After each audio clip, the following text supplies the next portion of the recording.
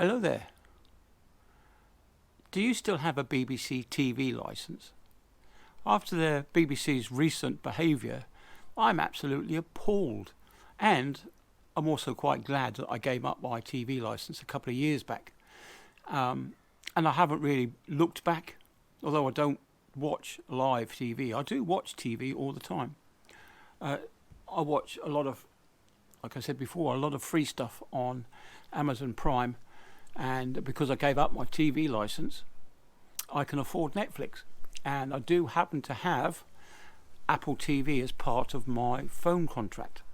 I get a free Apple TV, which is quite good. I do enjoy that sometimes. But yeah, this debacle that they've had with Nigel Farage and his bank, how they disclosed all that information, which should have remained private, really. Even if the BBC had got that, I don't really think that it was in the public interest to broadcast what they did. And of course that woman in NatWest Bank has now resigned, which is rather good, because no one could trust her now. And then we have the likes of Hugh Edwards, and of course Alex Belfield was ex-BBC as well. So what is it about the BBC and their rotten behaviour? I just don't know. And how anyone now can justify supporting the BBC in any way, shape or form. Now, if you're new to giving up your TV licence, there's nothing to worry about. All you have to do is contact the BBC licensing department and tell them you want to cancel. You'll probably have to print a form off and post that off to them, because they're a bit behind the times when it comes to emails and filling out online forms. But once you've sent that in, they'll cancel your TV license and give you a refund if there's any due. That's what I did, and I got a nice refund. And it's really quite easy to do. And every couple of years they've sent me a reminder saying you might need a TV license. But as I said to them, I don't watch live TV. Now you have to be careful. There's a few YouTube channels, and the BBC will tell you that it's illegal to watch YouTube on your television.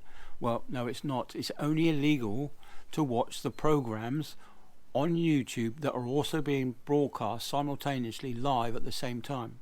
I do believe that the royal wedding and the coronation and all that kind of stuff was broadcast on YouTube as well as live TV. So you couldn't have watched those channels, and you couldn't have recorded them either, because that would have been breaching their terms of the license. But you can watch some TV programs. ITV have a catch-up series. You can't watch that, but there is a on-demand thing. You can watch on-demand stuff because it's not broadcast simultaneously at the same time as live television.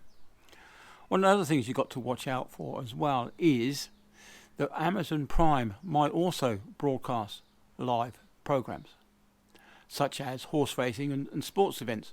So if you don't watch those channels, then you're fine. It's down to the BBC licensing people to prove that you were watching live TV, and the best way to avoid being accused of watching live TV is not watch live TV. It's that simple. And what I did to my television was I disconnected the aerial from the wall socket. So that's it.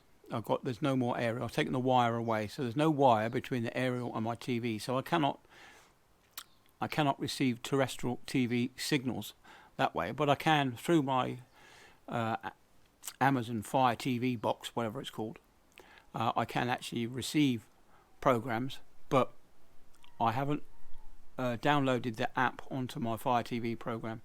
I do have ITV, but it will be only for the on-demand service. But it's only because I haven't got round to deleting it. But it's not something that I would watch deliberately. There's no way You know, I mean, the worst thing that you can possibly do is to have the TV on when the inspectors come and have a look to see if you're watching live TV. You know, it's something you have to tell the wife as well, because there's no point her watching Coronation Street when the TV licensing man turns up. Not saying that your wife's stupid, but I'm just saying it's just a reminder that you can't watch it. My Sarah's very good. If she wants to watch anything live on she goes round to her mother's house, and her mother-in-law, my mother-in-law, her mother has got a TV, so she watches it down there, which makes things much more simple for her and for me. I don't have to worry about it. But anyway, I rambled on. So that's it. If you really, really can't stand the BBC, the best thing you can do is give up your TV license and vote that way. Vote and get them off. Just stop supporting these people, because they're just not fit for purpose anymore. And let's talk about the weather that they've been doing. They show the same weather map year after year, but this year it's all in red because the temperatures are so high. But if you go back a year, the temperatures are the same, but the map is just coloured red. And I do find it very, very funny that they were interviewing some lady on where the presenter was telling everyone, oh, it's 58 degrees here, or whatever it was. I can't remember exactly what it was that I saw. But in the background was one of these pharmacies that displays the temperature outside, and the BBC said it was 58, and the pharmacist's thermometer broadcasting outside was 38. So the BBC is lying to us as well. And also, they took the ground temperature. They're supposed to measure the air temperature. The temperature on the ground will be greater than the air temperature, which is what they've been measuring historically. So you can't jump from one form of measurement to another form of measurement and not expect to be caught out.